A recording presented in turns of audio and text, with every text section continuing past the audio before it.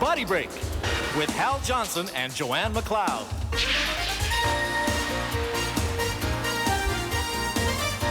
Is that your stomach I hear, Jordan? Yeah, I'm hungry.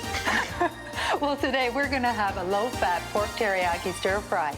Here's how it's made. In a bowl, combine a 1/4 cup of orange juice, 2 tablespoons of honey, 2 tablespoons of soy sauce, 1 teaspoon of ground ginger, 2 minced garlic cloves, and 3/4 of a pound of pork loin, cut into strips, and marinate for 10 to 15 minutes. Cook it over high heat in a nonstick pan for 2 minutes, and then remove the pork.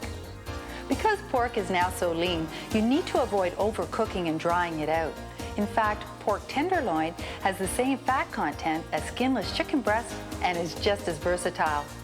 Now add 1½ cups of snow peas, 15 sliced mushrooms, and 1/2 red pepper.